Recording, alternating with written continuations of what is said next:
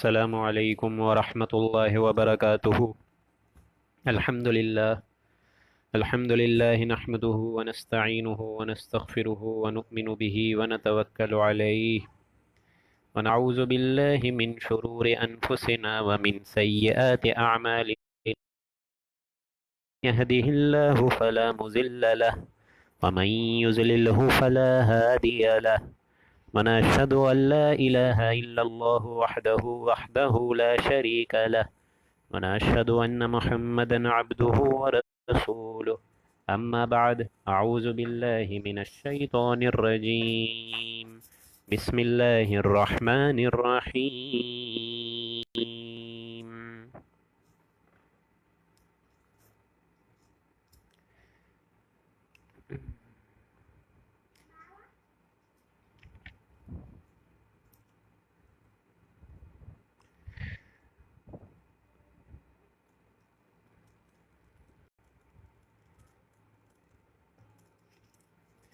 الحج أشهر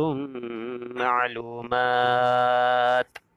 فمن فرض فيهن الحج فلا رفث ولا فسوق ولا جدال في الحج، وما تفعلوا من خير يعلمه الله، وتزودوا فإن خير الزاد التقوى، واتقون يا الألباب. ليس عليكم جناح أن تبتغوا فضلا من ربكم فإذا فضتم من عرفات فاذكروا الله عند المشعر الحرام، واذكروه كما هداكم وإن كنتم من قبله لمن الضالين.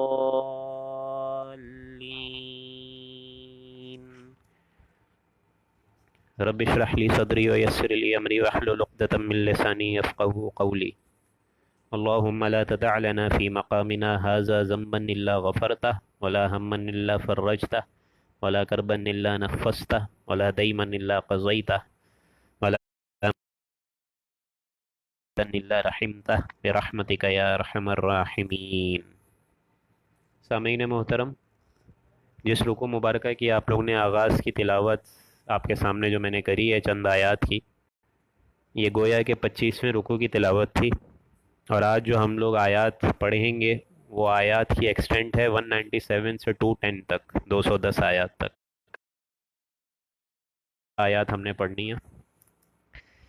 ایک اور بات سمجھ لیجئے کہ پچھلے رکوع سے مناسک حج کا سلسلہ شروع ہو چکا تھا، جو ہماری کل کی نشست تھی، جو کہ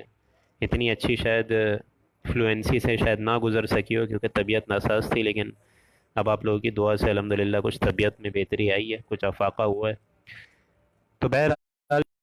حج کا ایک پے در پے سلسلہ شروع ہو چکا تھا، اس کے ضمن میں خاص طور پہ یہ کہ حج کے اقسام کیا ہیں، ان کی شرائط کیا ہیں، اور ان کی جو قربانیوں کا سلسلہ ہے وہ کیا ہے، لوگوں پر کیا کیا اس کے لوازمات ہیں، کیا کیا اس طریقے سے ان پہ شرائط ہیں لوگوں پر، یہ سب ہم لوگ کل کر چکے تھے۔ حج کے اقسام میں آپ لوگ کو معلوم ہے حج تمتع، حج قران اور حج افراد۔ حج افراد یہ ہے کہ انسان شروع سے حج کی صرف نیت کر کے چلے، عمرے کی نیت اس میں مشغول نہ ہو۔ دوسرا حج کا جو دوسری بڑی قسم ہے وہ ہے حج قران، یہ ان لوگوں کے لیے ذالک لمن لم یکن اہلہ حاضر المسجد الحرام، یہ جو آیت آپ لوگ کل ختم کر چکے ہیں 197 پہ، کہ یہ ان لوگوں کے لیے جو کہ مسجد حرام کے قریب نہیں رہتے، کیونکہ ظاہر بات ہے جب وہ قریب نہیں رہتے تو وہ ایک ہی سفر میں کی حالت میں اور ایک ہی جرنی میں وہ کوشش کرتے ہیں کہ عمرہ اور حج ایک ہی نیت سے ہم لوگ کر لیں، اس کو کہتے ہیں حج قران۔ اور ایک آخری حج ہے حج تمتع، جو کہ میجورٹی کرتے ہیں، کیونکہ میجورٹی جو ہے وہ ڈیفرنٹ کنٹریز سے، اس میں یہ شامل ہے کہ پہلے عمرے کی آپ نے نیت کری ہے، احرام اس کے لیے باندھا ہے، پھر جب آپ عمرے سے فارغ ہو جائیں تو جب تک حج کا ٹائم نہیں آتا ہے، یعنی 8 ذی الحجہ، تب تک آپ لوگ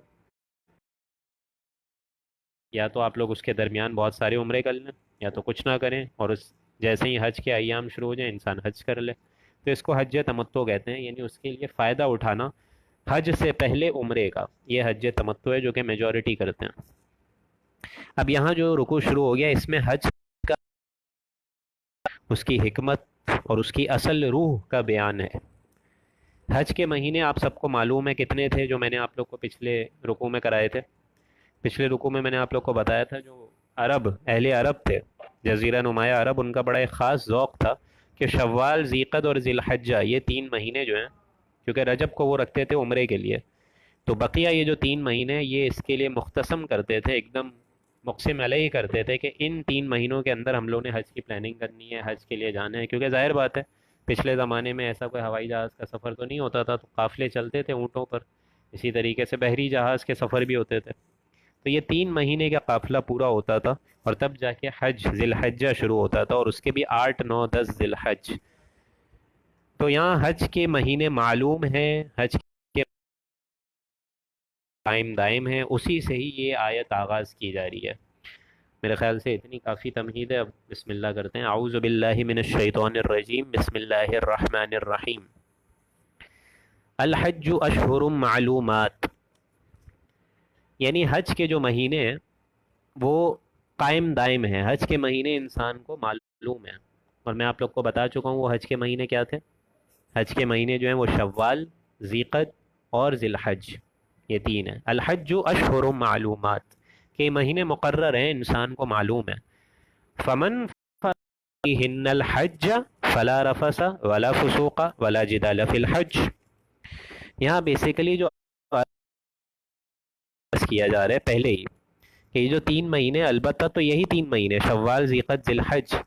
لیکن چونکہ حج ہو جاتا ہے 8 ذی الحجہ سے، تو اس کے ایام جو ہیں وہ فکسڈ ہیں، گویا کہ 8، 9، 10 ذی الحجہ یوم نہر، جس میں انسان قربانی کرتا ہے، اور پھر 11، 12، 13 ذی الحج تک یہ ایکسٹینشن چلتی ہے تاکہ بقیہ شیطانوں سے بھی وہ کنکری مار کے فری ہو جائے مکمل۔ تو یہ فکس ہیں 8، 9، 10، پھر 11، 12، 13، ابھی آپ لوگ کو اس کا ذکر نظر آ جائے گا آئندہ چند آیتوں میں۔ تو الحج اشہر معلومات، فمن فرض فیہن الحج، تو جو کوئی شخص لازم کر لے اپنے اوپر حج کو، یعنی نیت اس کی پختہ ہو جائے، اور نیت پختہ کرنے کی علامت کیا ہے کہ وہ احرام باندھ لے، نیت کر لے، تو جو کوئی شخص 3 کام کرنے ہیں بہت اہم، اور یہی 3 کام اللہ کو معلوم تھا کہ اس نے جو انسان بنایا ہے اس کے اندر یہ تینوں خرابیاں ہوں گی، اسی وجہ سے پہلے ان 3 ایک طریقے سے تنبیہ کی جا رہی ہے، ان 3 پوائنٹس کی حج میں نہیں کرنے، فلا نہیں کرنے، کیا؟ فلا رفث ولا فسوق۔ نمبر 1 رفثا، رفثا کہتے ہیں شہوت کی بات، میاں بیوی سفر کر رہے ہیں، ظاہر بات ہے ایک میاں بیوی احرام کی حالت میں ہیں، وہ مقاربت وہ قائم نہیں کر سکتے جو حالت احرام میں منع ہے، لہٰذا بیوی بھی شوہر کے لیے اس حالت احرام میں ایک طریقے سے منع ہے کہ وہ اس سے کوئی مقاربت کر سکے، اور اسی طریقے سے شوہر بھی بیوی سے نہیں، تو شہوت کی بات تک نہیں کرنی ہے، شہوت کا عمل تو بہت دور کی بات، فلا رفثا، شہوت کی بات نہیں کرنی ہے، ولا فسوق، فسوق کہتے ہیں گناہ کو، فسق و فجور، آپ لوگوں نے یہ محاورہ سنا ہوگا، فسق و فجور والی زندگی، تو گناہ، کوئی کام گناہ کا نہیں کرنا ہے، ایسا پہلو جس میں جھوٹ کا عنصر ہو، جس میں کسی کی غیبت کا عنصر ہو، جس میں کسی کی چغلی کا عنصر ہو، ولا فی الحج، اور تیسرا بہت اہم کام جو کہ ہر، اور اسپیشلی مجھے افسوس کے ساتھ کہنا پڑتا ہے کیونکہ الحمدللہ مجھے بھی سعادت 2013 میں نصیب ہوئی تھی حج کی، تو یہ جو آخری کام ہے ولا جدال فی الحج، کہ جھگڑنا نہیں ہے، بدقسمتی سے سب سے زیادہ آپ لوگ کو وہاں جھگڑالو قوم پتہ ہے کون ملے گی؟ پاکستانی، کیونکہ بہت بڑی تعداد ہوتی ہے، سفر کی تھکاوٹ ہے اس سے انسان ایک دم چور ہوتا ہے، پھر ظاہر بات ہے سفر کے علاوہ اور کتنے ذہنی تناسب کا ایک بندہ شکار ہوتا ہے، اس کے اعضاء ایک دم ہلے ہوئے ہوتے ہیں، لوگوں کے غصوں کا پارا بھی جلدی بڑھ جاتا ہے، چڑھ جاتا ہے، لہٰذا یہاں اس سے روکا گیا کہ یہ 3 کام نہیں، ولا جدال فی الحج، اور یہ ساتھ ساتھ رفثا، شہوت کی بات، نمبر 1 گناہ کی بات، اور جدال، جنگ جھگڑا، یہ سب باتیں نہیں کرنی، اور حضور اکرم صلی اللہ علیہ وآلہ وسلم نے اسی کو حج مبرور قرار دیا ہے، یعنی ایسا حج جس میں گناہ کا پہلو نہ ہو، جس میں کوئی شہوت کا پہلو نہ ہو، نہ اس میں کوئی جھگڑنے کا کوئی ایلیمنٹ موجود ہو، اس کو کہتے ہیں حج مبرور۔ حضور اکرم صلی اللہ علیہ وآلہ وسلم نے خود بھی یہ دعا مانگی کہ ہم سب اور یہی دعا آگے ان کی نسل میں چلی ہے، حجم مبرور وسعیم مشکور وذنبم مغفور، کہ یا اللہ ہمیں حج مبرور عطا فرما، ایسا حج جو ایک دم کام صرف تیری رضا کی وجہ سے ہو، کیونکہ اس سے پہلے ہم لوگ پڑھ چکے ہیں للہ، یہ الفاظ آپ لوگ کل کی نشست میں پڑھ چکے ہیں کہ میرے لیے آؤ، اللہ کہتا ہے ہماری تقاضا کسی اور چیز کی طرف رغبت اختیار نہ کرے، میری وجہ سے آؤ، میری راہ میں اگر تمہارے اوپر یہ ساری مصائب آ رہے ہیں میں تمہارا اجر بڑھاؤں گا، اگر اس کے علاوہ کوئی ریاکاری کا پہلو ہے تو میں کس طرح ہدایت دوں گا؟ گئی وما تفعلوا من خیر یعلمہ اللہ۔ اچھا میں یہی کہہ رہا تھا کہ حج مبرور وسعیم مشکور، یعنی کوششوں کو یا اللہ تو قبول فرما، حج کے مناسک جتنے ہیں اس کو بھی قبول، جتنا ذکر اذکار ہے سب کو قبول فرما، جتنی تلاوت ہے، جتنا اس میں ہم لوگ ایک طریقے سے صدقہ خیرات کر رہے ہیں اس کو بھی قبول فرما۔ تو حجم مبرور وسعیم مشکور وذنبم مغفور، اور یا اللہ تعالی ہمارے گناہوں کو معاف فرما۔ نوٹ کریے یہ وہی تین اہم سمجھ لیجئے الفاظ ہیں جو کہ روزے کے مانند بھی حضور اکرم صلی اللہ علیہ وآلہ وسلم نے ہمیں روزے کی ضمن میں بھی سمجھایا ہے کہ گلا تر ہوا، جب ہم لوگ افطار کرتے ہیں یہ بھی ایک دعاؤں میں سے مسنون دعا ہے کہ گلا تر ہوا، گناہ معاف ہوئے اور روزہ قبول ہو گیا۔ تو حجم مبرور وسعیم مشکور وذنبم مغفور، فمن فرض فیہن الحج فلا رفث ولا فسوق ولا جدال فی الحج وما تفعلوا من خیر یعلمہ اللہ، اور جو نیک کام تم کرو گے، جو نیک کام یعلمہ اللہ، اللہ تعالیٰ تو دیکھ رہا ہے اس کو، کیونکہ ظاہر بات ہے کوئی بھی انسان اس سفر کے دوران کوئی بھی خیر کرے گا اللہ کے تو علم میں ہے نا، اب چاہے وہ نوافل ہو، چاہے تلاوت ہو، چاہے بیچ میں طواف کر رہا ہو انسان، حج اور عمرے کی نیت اگر ساتھ بھی کی ہوئی ہے تو عمرے سے بھی وہ فیضیاب ہو رہا ہے، ذکر کر رہا ہے، اذکار کر رہا ہے، یہ ساری چیزیں اللہ کے علم میں تو ہے نا۔ اور واقعتاً یہ بہت بڑا ایک طریقے سے دیکھا جائے تو معجزات میں سے ایک طریقہ ہے کہ 30 سے 40 لاکھ افراد لوگ حج کرتے ہیں، لیکن وہاں آپ لوگوں کو کہیں کوئی جنگ، جہاد، قتال، قتل و غارت ایسی کوئی چیز نہیں ملتی ہے، یہ آپ اپنے اندر حج کا ایک ذروہ سنام سمجھیے۔ تو اس کے ضمن میں تم جو نوافل کرو، تلاوت کرو، ذکر اذکار کرو، یعلمہ اللہ، وتزودوا فإن خیر الزاد التقوی، اور تم زاد راہ یعنی کچھ پیسے ساتھ لے لیا کرو، اور سب سے بہترین زاد راہ کیا ہے؟ خیر الزاد التقوی، سب سے بہترین زاد راہ کیا ہے؟ تقوی، یعنی انسان اس کے دو معنی ہیں، یا تو انسان پیسے لے کر جائے، کیونکہ ظاہر بات ہے خرچ کی ضرورت بھی پڑتی ہے تو بہرحال خرچ کی بھی ضرورت پڑتی ہے، تو مطلب اگر انسان اپنا زیادہ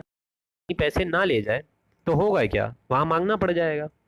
تو تقوی سے مراد یہاں ایک طریقے سے بتایا جا رہا ہے کہ سوال سے بچنا، کسی کے آگے اپنی عزت نفس کو پیش کر کے اس سے پیسے لینا، اس سے سوال کرنا، یہ ان چیزوں سے بچنا۔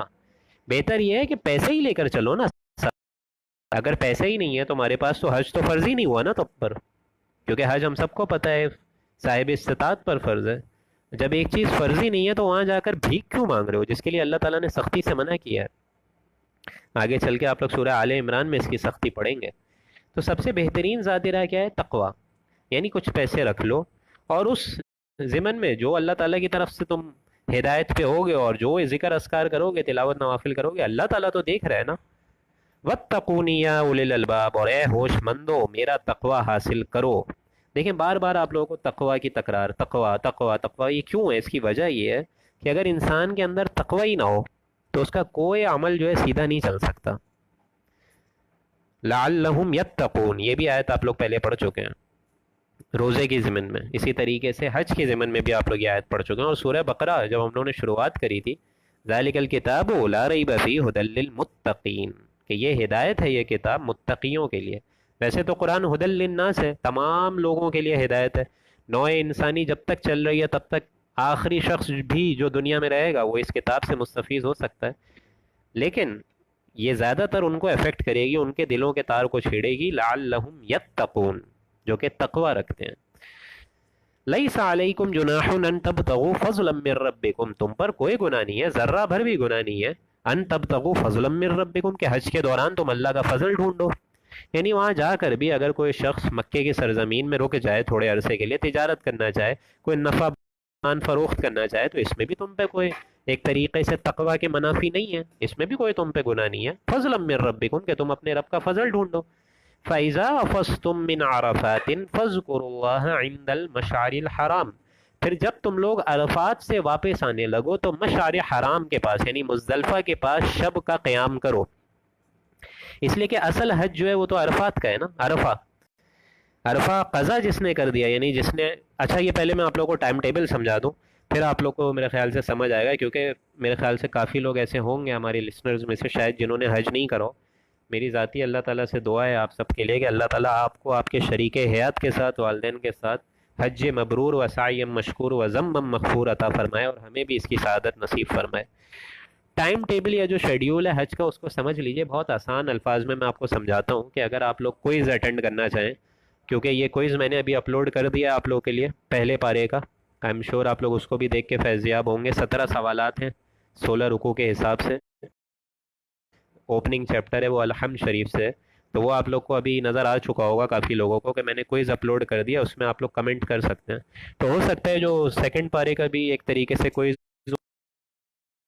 ٹائم ٹیبل کیا ہے حج کا؟ حج کا ٹائم ٹیبل شروع ہوتا ہے 8 ذی الحجہ کو، یعنی یہاں سے لوگ نکلتے ہیں، سارے حاجی نکلتے ہیں مکے سے،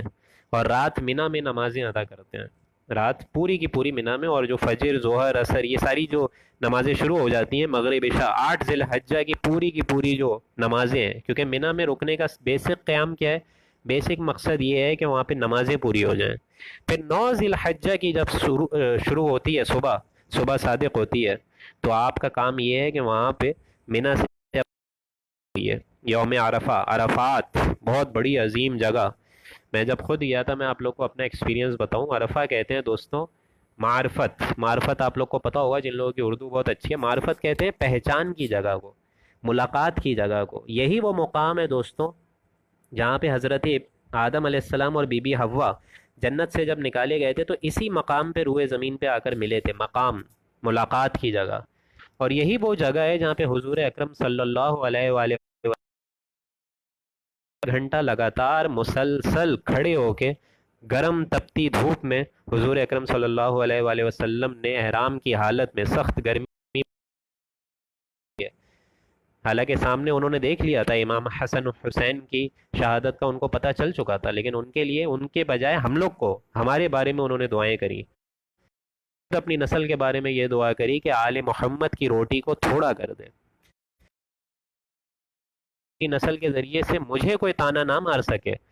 کہ اے نبی آپ نے تو عیش و عشرت کے دن گزارے، ہمارے جو بچے ہیں وہ سوکھتے رہے بیماری میں، ہمارے جو بچے ہیں ان کے نہیں نہیں نہیں ایسا نہیں ہوگا، پہلے میرے بچوں پہ فقر و فاقے آئیں گے، پہلے میری اولادوں کے سر کے اوپر سے دوپٹے ہٹائے جائیں گے، پھر میری امت کی باری آئے گی، تم پہ اگر دکھ تکلیف آئے تو تم میرے غم کو یاد کرنا، تم لوگوں کو اپنے غم بہت تھوڑے۔ تو حج جو ہے وہ عرفات کا ہے، مغرب سے پہلے پہلے یہاں پہ آنا ہے، کھڑے ہو کے یہاں پہ دعا مانگنی ہے، حضور اکرم نے بھی بہت بڑی دعا مانگی صلی اللہ علیہ وآلہ وسلم، تو گویا کہ ملاقات کی جگہ، اور یہی وہ جگہ ہے دوستوں جہاں پہ اللہ اپنے بندوں سے ملاقات کرے گا قیامت کے دن، یہی وہ میدانوں میں سے، قیامت کے میدانوں میں سے ایک میدان ہے جو کہ بہت بڑا ہو جائے گا، جعلہ ربہ دکن دکا، سورہ فجر میں آپ لوگ یہ پڑھیں گے کہ زمین کو اس دن کوٹ کوٹ کے ایک دم ہموار برابر کر دیا جائے گا،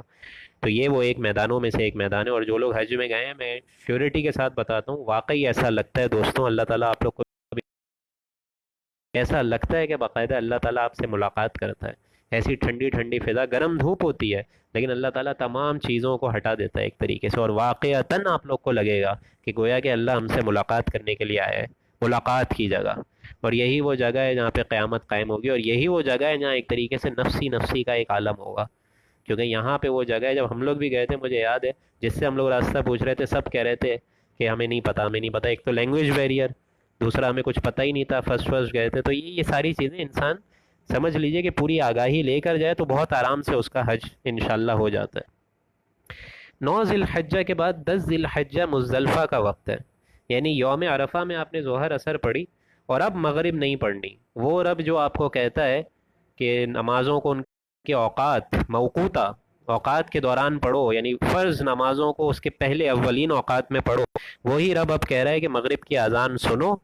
عرفات کے میدان میں، لیکن مغرب نہیں پڑھو، مغرب اور عشاء کمبائن کر کے تم کو پڑھنی ہے مزدلفہ میں،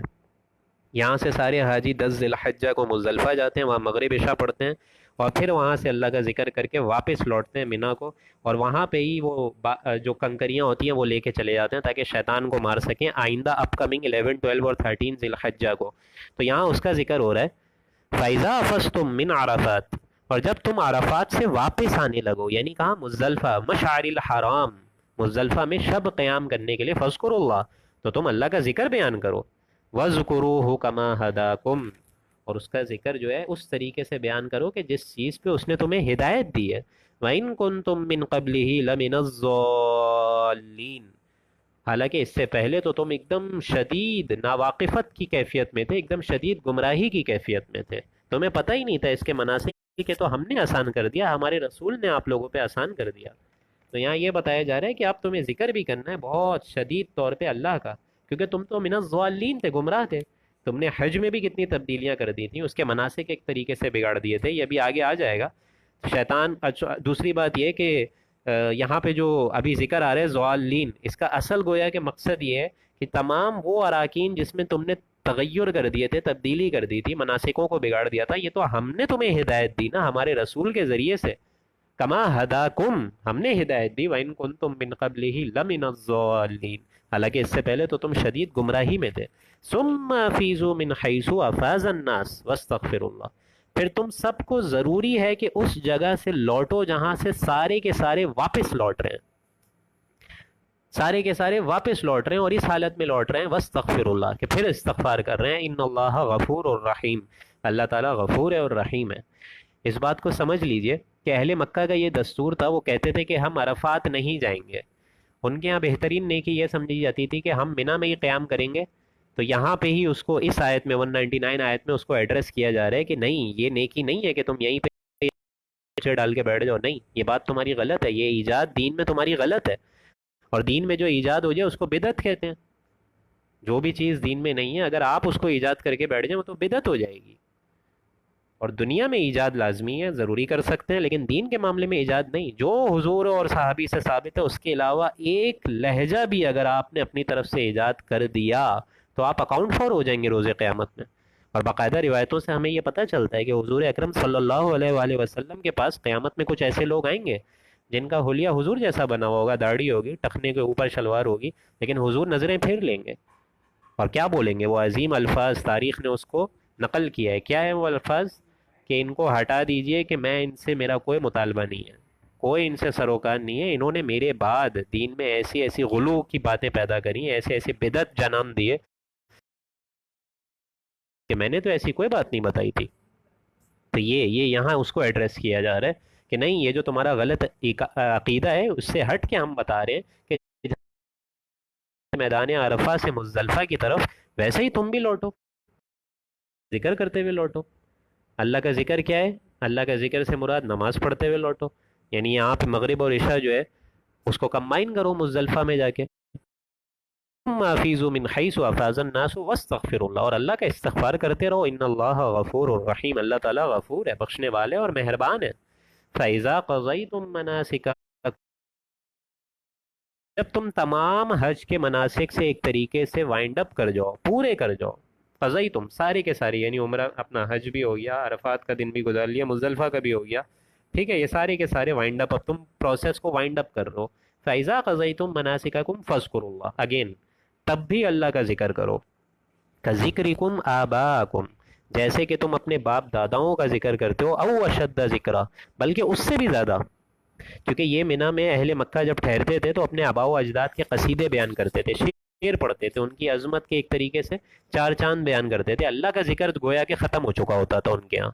ساری کی ساری جو بحث ہے اور ساری غور ہے، ساری فکر ہے، ساری عظمتیں ہیں، وہ ساری کی ساری اپنی آباء و اجداد کے لیے، یہاں اس کا ایک طریقے سے ایڈریس کر کے بتایا جا رہا ہے کہ جس شد و مد کے ساتھ تم اپنے آباء و اجداد کو یاد کرتے ہو، اب تمہارے اوپر یہ حکم ہے کہ او اشد ذکرا، کہ اب اللہ کو یاد کرو بلکہ اس سے بھی زیادہ۔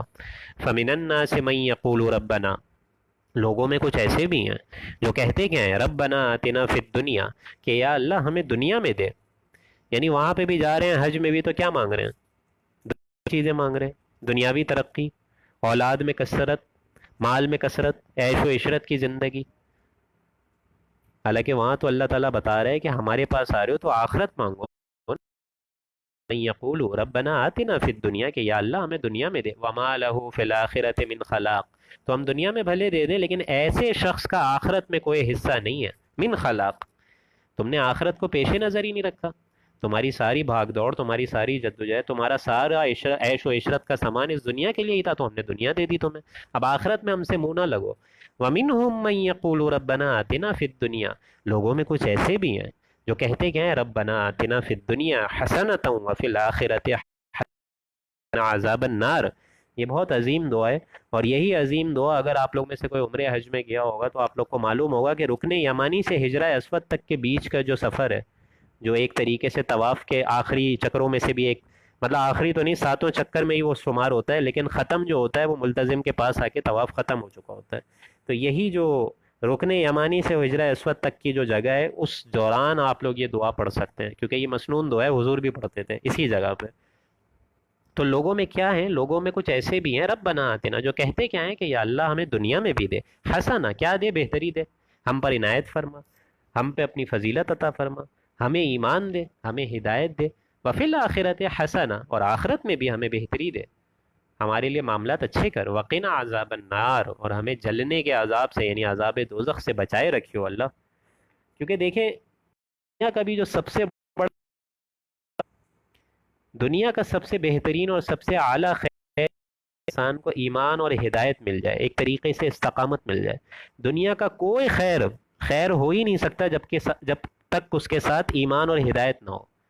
یعنی معلوم ہو کہ اگر آپ درس قرآن سن رہے ہیں تو آپ کے اندر ایمان ایک بیدار ہو، یہ ہے وہ ایمان، اس کے بارے میں حدیث جبرائیل میں آپ لوگ کو سنا چکا ہوں، مل اسلام، مل ایمان، مل احسان، حضرت جبرائیل نے حضور سے یہ تین سوالات پوچھے کہ یا نبی آپ ہمیں بتائیے اسلام کیا ہے، حضور نے کہا کہ اسلام یہ ہے کہ تم پانچوں جو پلرز ہیں، ارکان ہیں، ان کی گواہی دو، کلمہ، نماز، روزہ، زکوٰۃ، حج، ان ساروں کی گواہی دو۔ اس کے بعد انہوں نے پوچھا حضرت جبرائیل نے کہ مل ایمان، ایمان کیا ہے، تو حضور نے جواب دیا ایمان یہ ہے کہ تم اللہ، کتاب، ملائکہ، رسولوں، روز قیامت، اللہ کی رضا پہ راضی ہونا، ان ساری چیزوں پہ خلوص دل کے ساتھ ایمان لے کر آ جاؤ، یہ ایمان ہے۔ گویا کہ اسلام تو دوستو ہمیں مل چکا ہے ایک طریقے سے، جب ہم لوگ پیدا ہوئے تھے ہمارے کانوں میں اذان دے دی گئی، ہمارے والدین نے ہمیں یہ پانچوں پلرز ایک طریقے سے سکھا دیے گئے۔ وہ بات الگ ہے کہ ہم لوگ کو یہ پلرز کی اصل حیثیت اور اصل حقیقت معلوم نہیں ہے، چیز ہے، لیکن قانوناً تو ہم لوگ اسلام مطلب مسلمان بن گئے نا، اس سے اوپر کی چیز ہے ایمان، اور اس ایمان سے بھی اوپر کی چیز ہے، یعنی برننگ فیتھ اور کنوکشن اور اٹل فیتھ سے بھی اوپر کی چیز کیا ہے، درجہ احسان، جس کو حضور نے فرمایا کہ یہ جو تمام عبادات ہیں، جہاد ہے، روزہ ہے، نماز ہے، زکوٰۃ ہے، حج ہے، ذکر ہے، فطرہ ہے، صدقہ ہے، خیرات ہے، یہ تمام کے تمام عبادات، معاملات ایسی کیفیت میں ہو گویا کہ تم اللہ کو اپنی آنکھوں سے دیکھ رہے ہو، اور اگر یہ نہیں ہے تو اللہ تم کو دیکھ رہا ہے، اللہ کے سامنے تم ہو ایک طریقے سے، یہ ہے احسان۔ گویا کہ اسلام تک تو الحمدللہ ہم پہنچے ہوئے ہیں، اللہ تعالیٰ سے دعا ہے کہ ان دو مرحلوں تک اللہ تعالیٰ ہمیں پہنچا دے، مل ایمان، مل احسان۔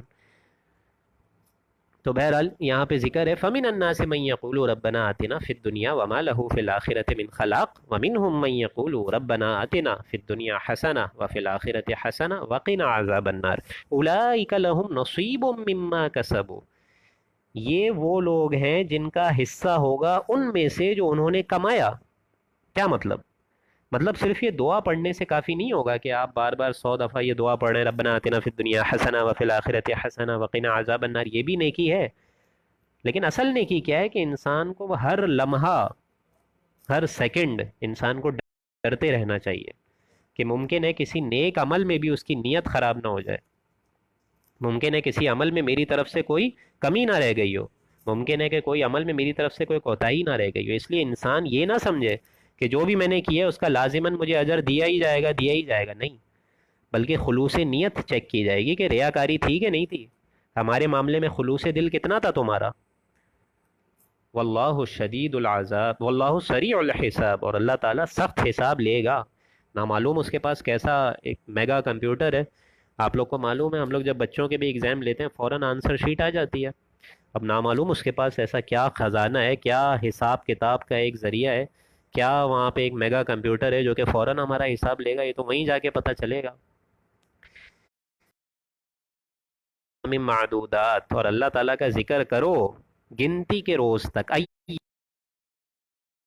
گنتی کے چند روز بھی وہاں رہنا ہے۔ ایام معدودات یہ لفظ آپ لوگ پڑھ چکے ہیں روزے کی فرضیت میں، جب وہاں ذکر آیا تھا آپ لوگ کو یاد ہوگا، میں نے وہاں پہ بھی بتائی تھی، یہ آیت پھر آئے گی ایام معدودات، یعنی وہ 3 دن، ابتدائی 3 دن اس میں روزہ فرض کیا گیا تھا، تاکہ ان کو 3 دن اگر ہم نے روزہ رکھایا اور یہ اس کو جھیل گئے تو ممکن ہے یہ 30 دن بھی جھیل جائے، تو ایام معدودات 9 یا 9 سے کم دنوں کو، تو اس دن بھی اللہ کا ذکر کرو، ایام معدودات گنتی کے چند روز، اور وہ گنتی کے چند روز کیا ہیں؟ 11، 12 اور 13 ذی الحج، یعنی قربانی کے بعد، یعنی یوم نحر 10 ذی الحجہ کے بعد مینا میں جب آپ قیام کریں گے تو اصل وہاں پہ قیام کیا ہے؟ ایک تو نمازیں، اور دوسرا شیطان کو کنکریاں مارنا، چھوٹے درمیانے بڑے تمام شیطانوں کو کنکریاں مارنا، تو یہاں اس کا ذکر کیا جا رہا ہے فمن تعجل فی یومین فلا اسم علیہ، پھر جو شخص 2 دن میں آ جائے، یعنی 11 اور 12 ذی الحج کو ساری کنکریاں مار دے 12 ذی الحجہ کو، اور واپس آ جائے، واپس مکہ کی طرف آ جائے اپنے بقیہ مناسک کو ادا کرنے، اور اپنی بقیہ جو ہے طواف اور زیارت یہ ساری چیزیں کرنے، تو جو کوئی 2 دن میں آ جائے اس پہ بھی کوئی گناہ نہیں ہے، فلا اسم علیہ، ومن تاخر، جو کوئی 3 دن میں آ جائے، یعنی 11، 12، 13 ذی الحجہ سب شرطیں پوری کرے، اس پہ بھی کوئی گناہ نہیں ہے، لمن اتقا، لیکن شرط یہ ہے کہ تقوی ہو، یہ نہیں کہ 3 دن وہاں روکیں اور آپ کا ذہنی پریشر اتنا ہے کہ آپ وہاں پہ غیبتیں کر رہے ہیں، جنگ و جدال کی باتیں کر رہے ہیں، جھگڑنے کی باتیں کر رہے ہیں، نہیں، لمن اتقا، دیکھیں بار بار تقوی کی تکرار، واتقوا اللہ، اللہ کا تقوی اختیار کرو، واعلموا انکم الیہ تحشرون، اور جان لو کہ تم سب کے سب اللہ کے روبرو جمع ہو جاؤ گے، جیسا آج تم یہاں قیامت سے پہلے ایک طریقے سے قیامت کے سما میں، کیونکہ ہم لوگ بھی تو دیکھیں نا، we are actually living at the end of times, in the end of times actually, تو یہاں پہ بھی یہی بتایا جا رہا ہے الیہ تحشرون، جس طرح آج تمہیں یہ سما نظر آ رہا ہے عرفات کا، مینا کا، مزدلفہ کا، ایسے ہی ہم تم کو دوبارہ اٹھائیں گے، الیہ تحشرون، تاکہ تم سب ہمارے آگے جمع ہو جاؤ گے، میدان حشر میں جمع ہو جاؤ گے، اور یہ عرفات کا ہی میں بتا چکا ہوں، وہی میدان ہے جو کہ قیامت کے میدانوں میں سے ایک میدان ہے، الیہ تحشرون۔ آگے چلتے ہوئے فرمایا آیت نمبر 204 میں، ایک طریقے سے یہاں منافق کا ذکر ہو رہا ہے، منافقت کا، کیونکہ منافقت کی ایک عادت تو یہ بھی ہوتی ہے کہ انسان جو منافق ہوتا ہے، بہت بڑا جو چاپلوس ہوتا ہے، بٹرنگ جس کو کہتے ہیں، مکھن لگانا، یہ ساری، چمچہ بھی آپ لوگ نارمل زبان میں کہتے ہیں، ایسا لگتا ہے کہ وہ مسلمانوں کے بہت دوست ہیں، لیکن کردار ان کا اصل فساد ہوتا ہے، وہ چاہتے ہی ہیں لوگوں میں جنگ جدال، جھگڑنے کی باتیں، غیبت، تھوڑی ادھر کی بات سنی وہاں لگائی، ایسے لوگ بھی ابھی بھی دنیا میں موجود ہیں، حالانکہ یہ آیت اسپیشلی ایک منافق کی طرف کوٹ کی جا رہی ہے، لیکن انسان کو یہ سمجھنا چاہیے کہ یہ آیت میں ہم تو فٹ نہیں ہو رہے، قرآن اصل میں جو دعوت دیتا ہے آپ لوگوں کو اپنے اندر جھانکنے کی دیتا ہے، تو ہر شخص پڑھ لے اس آیت کو اور گویا کہ دیکھ لے اس آیت میں ہم فٹ ہو رہے ہیں یا نہیں۔ وَمِنَ النَّاسِ، لوگوں میں کچھ ایسے بھی ہیں، مَن يُعْجِبُكَ قَوْلُهُ فِي الْحَيَاةِ الدُّنْيَا، جس کے اندر گفتگو میں دنیاوی غرض اتنی شدید ہوتی ہے، اتنی مزیدار معلوم ہوتی ہے، فی الحیات الدنیا، دنیاوی غرض کے لیے، یشہد اللہ، اور بات بات پہ وہ قسمیں بھی کھاتے ہیں اللہ کی، کہ اللہ کی قسم میں تو بہت بڑا تمہارے ساتھ مسلمان ہوں، جب میں تمہارے ساتھ ہوں تو میں واپس منافقت میں کیوں جاؤں گا؟ ایک طرف تو یہ بڑی بڑی باتیں کر رہا ہے اور اس کے اوپر اللہ کی جھوٹی قسمیں کھا رہے ہیں کہ ہم تو مسلمان تمہارے ساتھ ہیں، ہمارا کوئی معاملہ اپنے بڑے بڑے علماء سے نہیں ہے، وَيُشْهِدُ اللَّهُ، اللہ کی قسمیں بھی کھا رہے ہیں، عَلَىٰ مَا فِي قَلْبِهِ، حالانکہ وہ دل سے کھا رہا ہے، عَلَىٰ مَا فِي قَلْبِهِ، یعنی ما فی الضمیر کھا رہا ہے، وَهُوَ أَلَدُّ الْخِصَامِ، حالانکہ وہ اپنی مخالفت میں نہایت شدید ہے، نہایت شدید، یعنی الد الخصام کہتے ہیں انتہائی، مطلب مخالفت میں، غصے کے اندر، اپنے اندر حسد کے اندر بھڑک رہا ہو، اس کو کہتے ہیں الد الخصام، تو اس کے اندرونی معاملات تو یہ ہیں کہ وہ مسلمانوں کے اندر ان کی، مطلب مسلمانوں کی جو جلن ہے، کڑ ہے، اور ایک حسد ہے ان لوگوں کے لیے، مسلمانوں کے لیے، کہ یہ سارے کے سارے اہل ایمان اتنی ایک جماعت بن رہی ہے، تو یہ جماعت کیوں بن رہی ہے؟ یہ اب جلن ہے ایسے لوگوں کو، اب اس میں کرتے کیا ہیں وہ؟ بار بار وہ جھوٹی اللہ کی قسمیں کھاتے ہیں، نہیں بھائی ہم تو تمہارے ساتھ ہیں، ہم ان کے ساتھ نہیں ہیں، ایک طرف تو یہ معاملہ کر رہے ہیں، اور لیکن دوسری طرف کیا کرو؟ ایک طرف تم یہ باتیں کر رہو، اتنی اچھی اچھی باتیں کرو، دوسرا طرف تمہارا اعمال کیا ہے؟ وَإِذَا تَوَلَّى سَعَىٰ فِي الْأَرْضِ، دوسری جب وہ زمین کی طرف واپس لوٹتے ہیں، یعنی جب مسلمانوں سے ہٹ کے واپس اپنے ان لیڈرز کے پاس جاتے ہیں، تولا سعیٰ فی الارض لیفسد فیہا، تو وہ زمین کے اندر شہر میں فساد مچاتے ہیں، دوڑ دھوپ میں پھرا رکھتا ہے وہ انسان، مطلب ہر طرف سے کوشش کرتا ہے کہ کسی طرح میں فساد مچا دوں، وَيُهْلِكَ الْحَرْثَ وَالنَّسْلَ، اور کسی طرح میں لوگوں کی کھیتی یا مواشی کو برباد کر دوں، کسی کے جانوروں کو ذبح کر دوں، کسی کی کھیتی مٹا دوں، یہ ساری چیزوں میں لگا رہتا ہے۔ واللہ لا يحب الفساد، حالانکہ اللہ کا قانون یہ ہے کہ اللہ تعالیٰ ایسے فسادیوں کو پسند نہیں کرتا، ہرگز نہیں کرتا۔ یعنی اس کو یوں سمجھیے کہ ایک شخص ہے، غلطی کرے اور پھر غلطی تسلیم کر لے اور اصلاح کر لے، تو بہترین تو یہی ہوا نا معاملہ، کہ اس کو اپنی غلطی تسلیم ہوئی اور اس نے رضامندی کے معاملے میں اپنے آپ کو آگے رکھا اور اللہ کی رضا کو آگے رکھا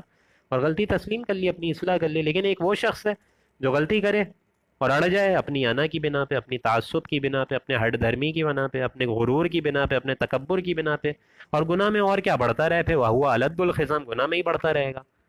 تو یہاں یہی بات بتائی جا رہی ہے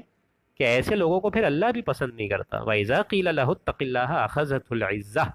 اور جب ان سے کہا جاتا ہے کہ بھائی خدا کا خوف کرو، ایک طرف تمہارا یہ معاملہ ہے، مطلب تم اچھی اچھی باتیں معاملہ ہے کہ لوگوں کو تکلیف دے رہے ہو، أَخَذَتْهُ الْعِزَّةُ بِالْإِسْمِ فَحَسْبُهُ جَهَنَّمُ،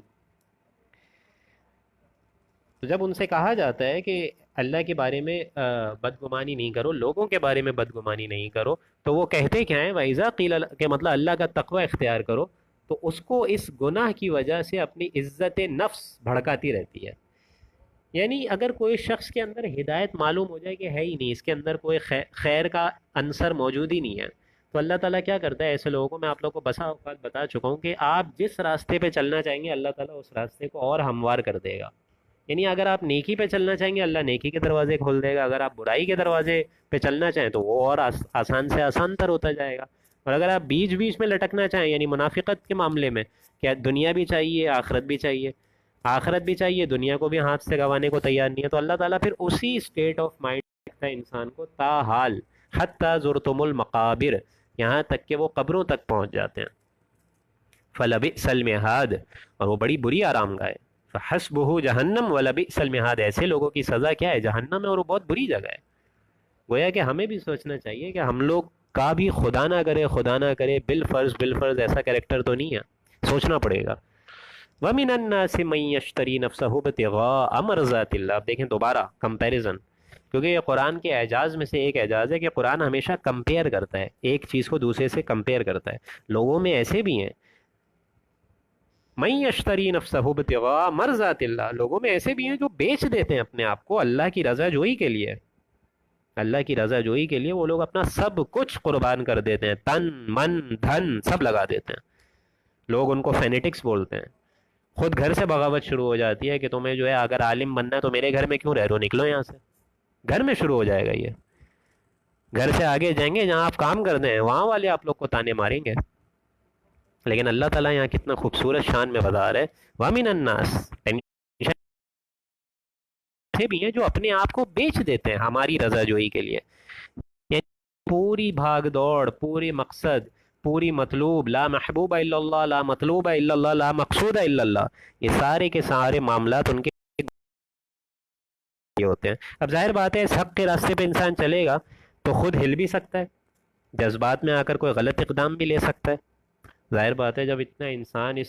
فینیٹکس کی حالت میں گزر رہا ہوگا، لوگ اس کو تانے مار رہے ہوں گے، یہ ساری باتیں، تو اس کو جوڑے گی کیا؟ اس کو جوڑے گی کیا کہ اللہ کی رضا جوئی اس کو جوڑے گی۔ اس کو معلوم ہوگا کہ اللہ کی جگہ مجھے جواب دہی کرنی ہے، مجھے تو اپنی قبر میں اترنا ہے، باقی دنیا گئی ایسی کی تیسی، باقی دنیا کا کیا ہے، وہ تو بولتے رہیں گے،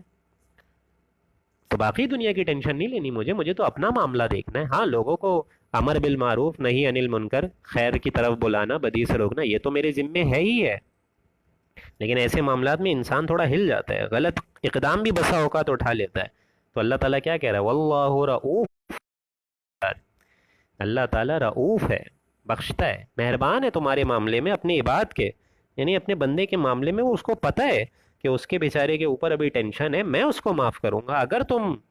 تن من دھن لگانے کا عزم کر لو تو بس بات ختم، باقی میں سنبھال لوں گا تمہیں۔ واللہ رؤوف بالعباد، اللہ تعالیٰ رؤوف ہے اپنے بندوں کے معاملے میں، نہایت مہربان ہے۔ آخری آیت آ رہی ہے،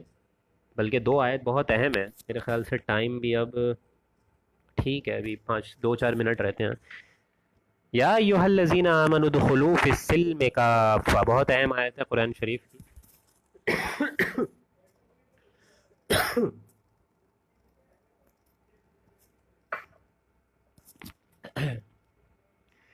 یا ایھا الذین آمنوا ادخلوا فی السلم کافہ،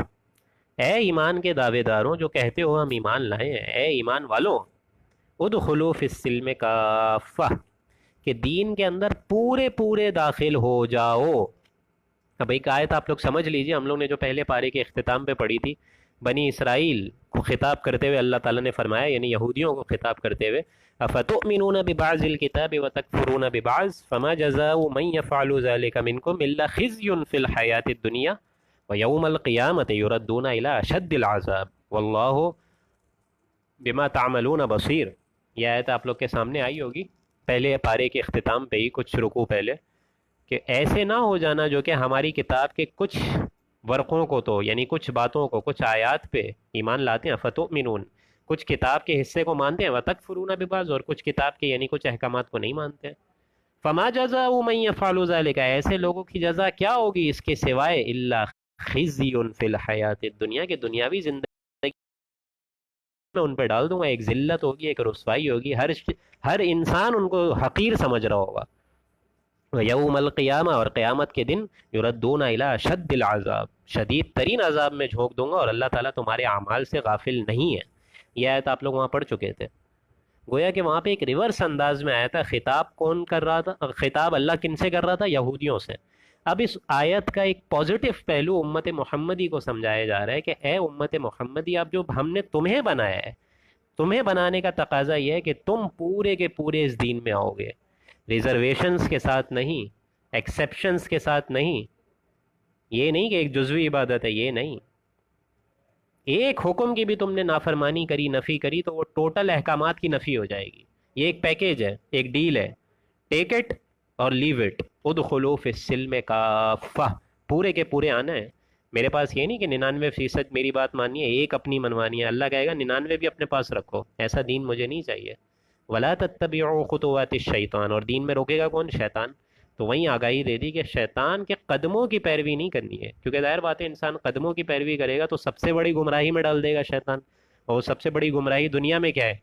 ایمان اور ہدایت ختم ہو جاتی ہے، اور آخرت میں کیا ہے؟ آگ مستحق بن جاتی ہے. اللہ تعالیٰ ایسے اعمال سے ہمیں بچائے. انہ لکم عدو مبین، اللہ کہہ رہا ہے شیطان تمہارا کھلا کھلا دشمن ہے، ایک دم واضح دشمن ہے. آگے چل کے آپ لوگ ایک چند پاروں بعد کہ وہ تمہارا کھلا کھلا دشمن ہے، اس کو اپنا دشمن سمجھو، مانو اس کو. دوستیاں لگائی ہوئی ہیں شیطان کے ایجنٹس کو، اپنا ایجنٹ بنایا ہوا ہے، ان سے دوستیاں لگائی ہوئی ہیں، اور یہاں وطر کی نماز میں دعائے قنوت پڑھ لو ہم سے. یہ کیا معاملہ ہے؟ پہلے اللہ سے اپنا معاملہ خلوص دل پہ قائم تو کرو، پہلے اللہ کے معاملات میں اپنے آپ کو سیدھی راہ پہ لاؤ تو صحیح. انہ لکم عدو مبین فإن زللتم، ہاں اگر اس کے بعد تم کو واضح دلیلیں آ گئی ہیں، من بعد ما جاءتکم البینات، واضح دلیلیں یعنی یہ قرآن بھی تو آ گیا نا، اس کے بعد بھی اگر تم تک واضح دلیلیں آ گئی ہیں، اور اگر تم تھوڑی سی لرزش کا مظاہرہ کرو گے، من بعد ما جاءتکم البینات یعنی ایک دھمکی کا انداز ہے کہ اگر تم تھوڑا ڈھیلا پڑ گئے کہ ہم نے قرآن نازل کر دیا. یہ دیکھیں ہمیں اور آپ کو اللہ تعالیٰ ایک دھمکی سے سمجھا رہا ہے کہ اگر یہ قرآن تو میں نے نازل کر دیا، لیکن اس قرآن کے باوجود اگر ڈھیلے پڑ گئے فَاعْلَمُوا أَنَّ اللَّهَ عَزِيزٌ حَكِيمٌ، تو جان لو کہ اللہ تعالیٰ پکڑ میں بھی سخت ہے، عزیز ہے، حکیم بھی ہے. یہ دھمکی کا انداز ہے، حکیم بھی ہے. ایک تو پکڑ میں سخت ہے، اور حکیم کیسے کہ اس کی پکڑ بھی فوراً نہیں آتی ہے. اور یہ بھی بات صحیح ہے کہ اس کی پکڑ کی ہوئی. معاملہ کیا ہے پھر؟ یہ جنت اور دوزخ تو ایک طریقے سے معاذ اللہ غیر منطقی بات ہو جائے گی. اس نے یہ جگہ بنائی ہے تاکہ لوگوں کو اختیارات دی ہیں، آزادی رائے دی ہے، آزادی خیال دی ہے کہ اگر یہ گناہ کی طرف رشتوں اس کو روکو نہیں، جانے دو، اور اگر یہ نیکی کی طرف آنا چاہے اس کو بھی نہیں روکو، جانے دو، میں نمٹ لوں گا ان سے، بات ختم. هل ينظرون الا ان ياتيهم، یہ آیت بھی بہت اہم ہے. دیکھیں دین کا جو اصل لب لباب ہے وہ یہ ہے کہ انسان کے اندر ایمان آ جائے، لیکن کے نہیں آئے گا. والذین جاہدوا فینا لنہدینہم منہم سبلنا، جو لوگ ہمارے راستے میں کوشش کرتے ہیں، کوشش تو کرو نا، ان کے لیے ہم لوگ اپنی راہیں کھول دیتے ہیں. لیکن انسان کوشش ہی نہ کرے، بیٹھا ہوا دعائیں کر رہا ہو کہ اللہ ہمیں ایمان دے ایمان دے، کیسے مل سکتا ہے پھر جب وہ کوشش ہی نہیں کر رہا؟ تو دین کا جو ایک پہلو ہے وہ کیا ہے؟ دین کا ایک پہلو یہ ہے کہ دین کے جتنے آسان والے حکم ہیں ان کو ایکسیپٹ کر لو، اور جو مشکل ہیں، کڑوے کڑوے حکم ہے، جہاد، جنگ فی سبیل اللہ، مال خرچ کرنا، یہ کڑوے کڑوے حکم ہے، سود کے قریب مت جاؤ، کڑوے کڑوے حکم ہے. مطلب ان لوگوں کے لیے جو کہ دین کو فالو نہیں، لوگوں کے لیے اللہ کی طرف سے تو بہت میٹھا ایک قانون ہے یہ. تو دین کا جو اچھا اچھا پہلو ہے اس کو لوگ ایکسیپٹ کرتے ہیں، جو مشکل پہلو ہے اس کو ریجیکٹ کر دیتے ہیں. تو شیطان ایک طریقے سے اس طریقے سے پٹی پڑھاتا ہے کہ کتاب کی ایک بات کو مانو، کتاب کی دوسری بات کو پسے پش ڈال دو، پیچھے ڈال دو. اور دوسری پٹی شیطان کیا پڑھاتا ہے جو کہ بہت اہم ہے اور آپ لوگ کو بھی یہ فیل ہوگی، دوسری پٹی ہوتی ہے تعویل کی، ڈیلے. ڈیلے کہ ٹھیک ہے اللہ کی دین ہماری بھی ضرورت ہے، لوگوں کی بھی ضرورت ہے، لیکن پہلے میں اپنی ذمہ داریاں پوری کر لوں، پہلے اپنے بیوی بچوں سے فارغ ہو جاؤں، پہلے شادی کر لوں، پھر میں بچوں کی تعلیم کر لوں، پھر میں تعلیم کے بعد ان کی شادی کرا لوں، 3 4 بچی ہیں ان کو فارغ کر دوں، پھر جب میں ریٹائر ہو جاؤں مکان بنا لوں. یہ سارے کے سارے معاملات سے جب میں فارغ ہو جاؤں پھر میں اپنا خالصتاً اللہ کے دین کے لیے لگ جاؤں گا. اس سے بڑا دھوکہ دوستوں کوئی نہیں ہے، کیونکہ یہ وقت پھر کبھی نہیں آتا، کبھی بھی نہیں آئے گا. یہ جو الحمدللہ ہم لوگوں نے درس قرآن کا آغاز کیا ہے، یہ اسی وجہ سے کرا ہے کہ اس وبا میں ہمیں کیا معلوم کتنے لوگ رہ جائیں، ہمیں کیا معلوم ہے، ہمارے پاس کیا یہ گارنٹی ہے؟ ہمیں معلوم ہے کہ ہم اس ٹائم تک زندہ بھی رہیں گے، اور اگر اس ٹائم تک زندہ رہے تو جسم میں کہاں کوئی رمق رہ جاتی ہے دین کا کام کرنے کے لیے. حضور اکرم نے تو بولا ہے یہ صلی اللہ علیہ وآلہ وسلم کہ جو مر گیا اس کی قیامت آ گئی. یہ مہلت عمر تو اچانک ختم ہو جائے گی اللہ کی طرف سے. اسٹاپ رائٹنگ، جتنا لکھنا تھا تم نے لکھ لیا ہے انسان، اب میرے پاس آؤ، میں بتاتا ہوں تم نے کیا حرکتیں کری ہیں. تو یہ آیت ہے وہ حل ینظر، انتظار کر رہے ہو. دیکھیں قرآن شریف کس طرح انسان کو جھنجھوڑتا ہے. میں اور آپ اگر سوچیں کہ اللہ تعالیٰ کتنے مطلب ایک غصے سے بتایا جا رہا ہے ہم لوگوں کو، کہ آپ بھی سوچیں اس چیز پہ کہ ہم سب کی زندگیاں، کسی کی زندگی میرے خیال سے آپ لوگوں میں 50 سال کی ہے، 60 سال کی ہے، کافی تو ینگ لسنرز ہیں ہم لوگوں میں سے 20 سال 22 سال. لیکن ہم لوگ ذرا اپنی پچھلی 22 سال کی زندگیوں پہ دوستوں غور کریں اور سوچیں کہ ہم لوگوں نے پیش نظر کیا رکھی ہے، دنیا یا دین؟ آپ سوچیں اس بات کو، ہم نے آگے کیا رکھا ہے؟ اب دیکھیں یہاں پہ کتنا سخت انداز ہے کہ یہ پڑھتے ہوئے بھی ایک دم سمجھ لیجئے کلیجہ ہل جاتا ہے، کتنا غصے کا انداز ہے اللہ کا اس آیت نمبر 210 میں جو کہ آخری آیت ہے. حل ینظرون، تم لوگ کس چیز کا انتظار کر رہے ہو، کس امر کے منتظر میں ہو، کس چیز کا انتظار کر رہے ہو؟ الا ان یاتیہم اللہ فی ظلل من الغمام، کہ کیا اللہ تعالیٰ اور اس کے فرشتے بادل کے سائبانوں میں سے ہوتے ہوئے آ جائیں، من الغمام، سزا دینے کے لیے آ جائیں، یعنی حساب معاملہ چکا دیا جائے. آخرت کا انتظار کر رہے ہو، کس چیز کا انتظار کر رہے ہو؟ کہ اللہ آ جائے، فرشتے آ جائیں، بادل کے صاحبانوں میں سے آ جائیں، والملائکہ، اور فرشتے بھی آ جائیں، وقضی الامر، اور تمہارا قصہ تمام کر دیا جائے، سارا قصہ لپیٹ لیا جائے. یعنی موت کا انتظار کر رہے ہو کیا؟ یہ جو دنیا ہم نے دی ہے یہ تو تمہارے لیے ایک لائبلٹی کی صورت ہے، تم نے ایسٹ سمجھ لیا اس کو، ہے اس میں آفاق. تمہیں تو ہم نے دیکھو، تمہیں مجھے یاد آنا چاہیے تھا، تمہیں میں یاد آنا چاہیے تھا، تم نے اپنے آپ کو پیش نظر رکھا. تو اب کس چیز کا انتظار کر رہے ہو؟ کہ اللہ نازل ہو جائے، بادلوں کے صاحبانوں میں سے فرشتے نازل ہو جائیں اور سارا کا سارا معاملہ ختم کر دیا جائے، اس چیز کا انتظار کر رہے ہو؟ اس کے بعد آؤ گے میری راہ پر. وَإِلَى اللَّهِ تُرْجَعُ الْأُمُورُ، اور